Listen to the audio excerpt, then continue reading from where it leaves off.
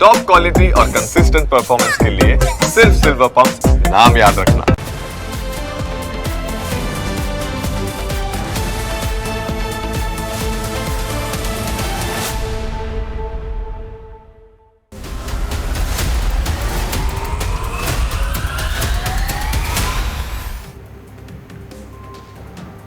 સુરેન્દ્રનગર જિલ્લાની કેનાલમાં ગત વર્ષે એક લાશ મળી આવી હતી। આ લાશને લઈ પોલીસે તે સમયે અકસ્માતે મોતનો ગુનો નોંધ્યો હતો, પરંતુ હવે આ કેસમાં નવો જ વળાંક આવ્યો છે અને આ ટ્વિસ્ટ એવો છે જેની હકીકત સાંભળીને તમે પણ હેરાન રહી જશો।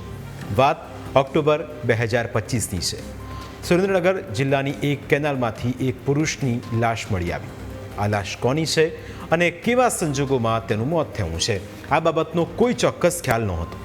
તે સમયે પોલીસે અકસ્માતે મોતનો ગુનો નોંધીને તપાસ હાથ ધરી।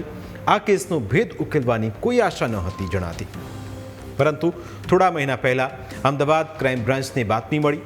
પોલીસને જાણવા મળ્યું કે આ કેસ અકસ્માતનો નહીં પણ હત્યાનો છે, જેથી પોલીસે આ કેસ ઉકેલવા માટે પ્રયત્નો શરૂ કર્યા, જેમાં સામે આવ્યું કે આ કેસ પતિ પત્ની અને વોનો છે। પોલીસે આ કેસમાં 2 આરોપીની ધરપકડ કરી છે, જેમાં એક મહિલા છે અને બીજો તેનો પ્રેમી છે।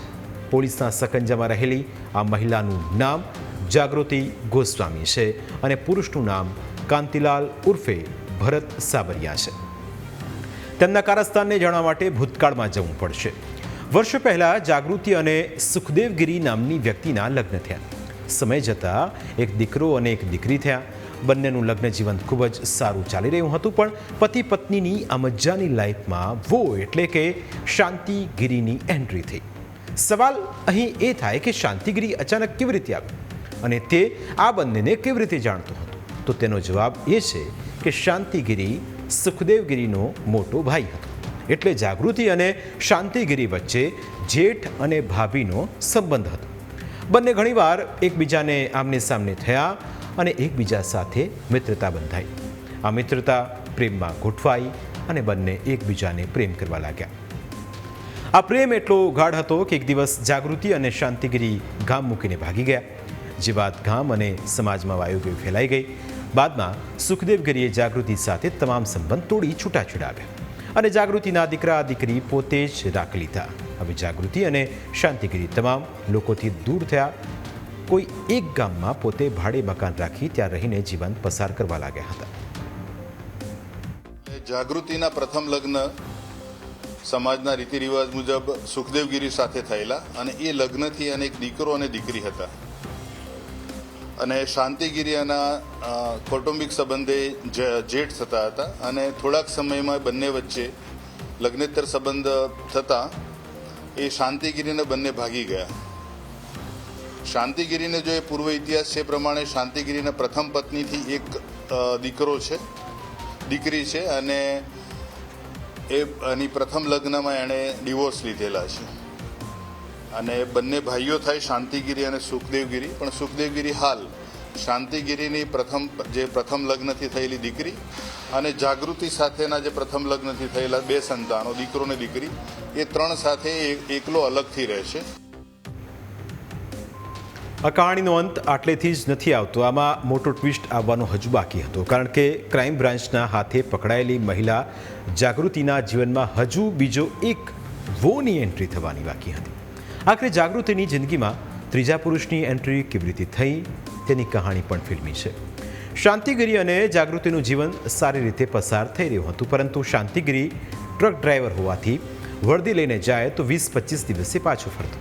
આ સમયગાળામાં જાગૃતિ એકલી જ રહેતી, જેથી જાગૃતિને ગામમાં રહેતા એક પુરુષ સાથે મિત્રતા થઈ।